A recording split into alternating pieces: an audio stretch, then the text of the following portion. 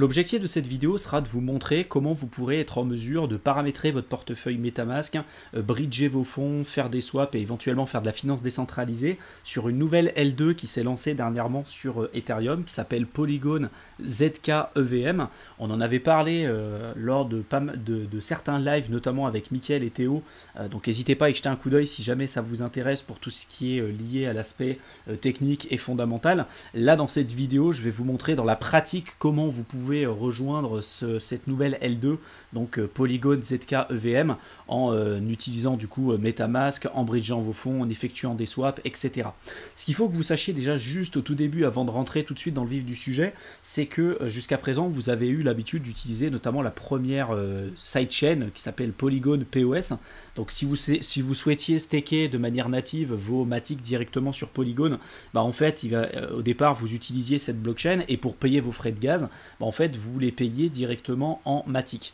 Si vous utilisiez d'autres blockchains sur Ethereum, il va vous falloir le token central du coup de cet écosystème, et en l'occurrence c'est des Ethers, mais sur Polygon par exemple Proof of Stake ça va être du Matic. Par contre attention, sur Polygon ZK EVM c'est une L2 en fait sur Ethereum, c'est pas une sidechain, c'est vraiment une L2 sur Ethereum, au même titre que Arbitrum ou Optimism, et donc pour le coup il va vous falloir des Ethers pour pouvoir payer les frais de gaz, mais des Ethers que vous aurez au préalable bridgé de la blockchain Ethereum sur la blockchain Polygon ZK EVM. Donc je vais vous montrer tout ça en détail dans cette vidéo, mais c'est quand même important d'avoir les idées au clair dès le début pour pas que vous fassiez des erreurs par la suite. La première chose à faire pour avoir accès en fait à cette nouvelle blockchain, la blockchain Polygon ZK EVM, ça va être d'ajouter déjà le RPC sur votre MetaMask. Donc là il y a plusieurs solutions. Moi la solution la plus simple que j'ai trouvée pour vous, c'est d'aller sur le site polygon.technology. Je vous mettrai tous les liens dans la description de la vidéo comme d'habitude. Vous allez cliquer ici sur le ZK EVM Explorer, ça va vous ouvrir cet explorateur de blockchain classique que vous retrouvez de toute façon sur Polygon Scan, sauf que là ça va être pour la blockchain ZK EVM. Si vous descendez tout en bas, vous avez une petite fenêtre là MetaMask qui vous permet d'ajouter le RPC directement sur votre portefeuille.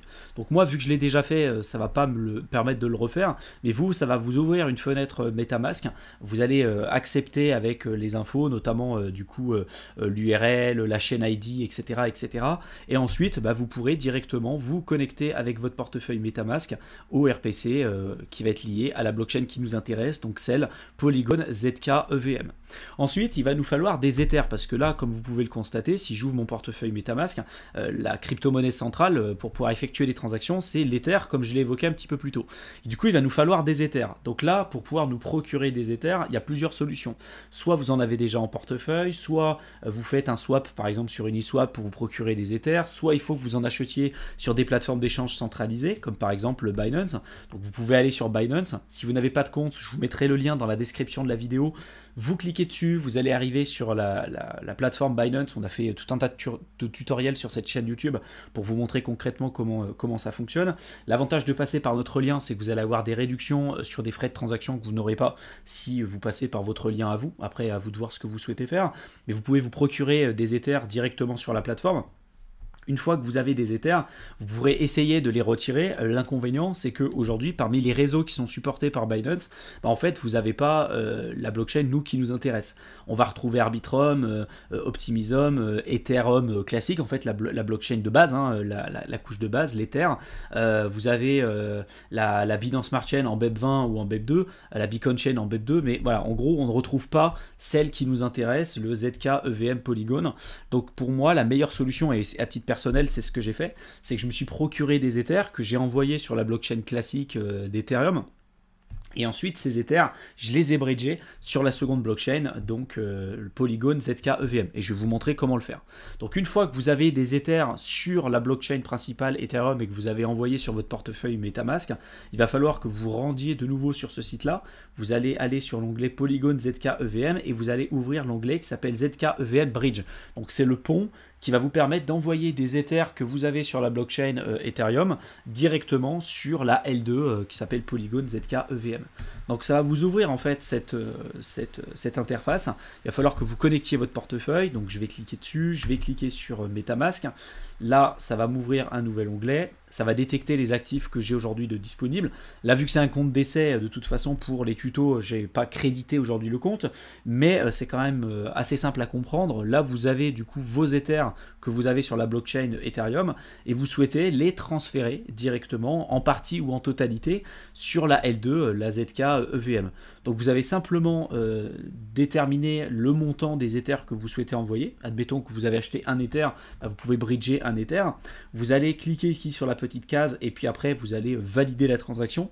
Donc je vous invite à chaque fois de lier votre MetaMask à votre Ledger. Pareil, on a fait des dizaines de vidéos sur cette chaîne YouTube pour vous montrer concrètement comment il faut le faire, ainsi que tout un tas de tutoriels, comment utiliser votre Ledger Live, etc. etc. C'est des outils qu'il faut vraiment que vous arriviez à maîtriser. Et si vous aujourd'hui vous êtes un petit peu perdu, c'est vrai que là ce que je vais vous montrer, ça peut vous sembler un petit peu compliqué. Mais je vous invite à quand même aller au-delà de tout ça et apprendre à utiliser ces différents outils, parce que par la suite vous verrez que vous pourrez faire des choses vraiment très intéressantes avec votre argent tout simplement.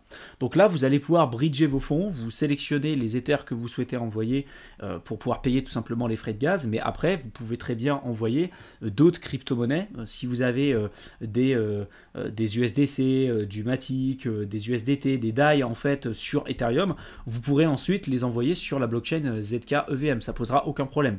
Simplement après, pour pouvoir utiliser ces fonds, il va vous falloir des Ethers pour payer les frais de gaz. Donc ça sert à rien d'envoyer des USDC ou des DAI sur la ZK EVM si finalement vous n'avez rien pour payer les frais de gaz, vous ne pourrez faire aucune transaction.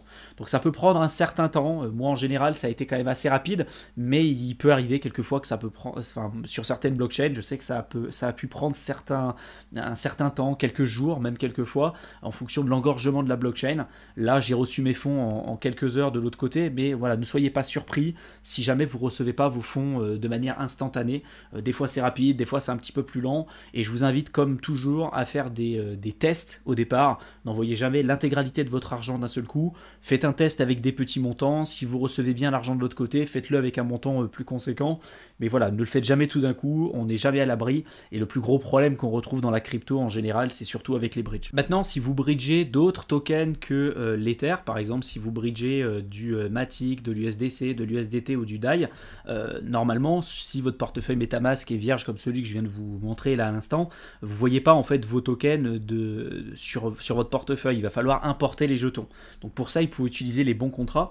Donc vous pouvez aller sur l'explorateur de blockchain qui s'appelle Polygon ZK EVM, et si vous tapez par exemple ici DAI, vous allez avoir l'adresse du contrat, un peu comme ce qu'on peut retrouver sur Etherscan.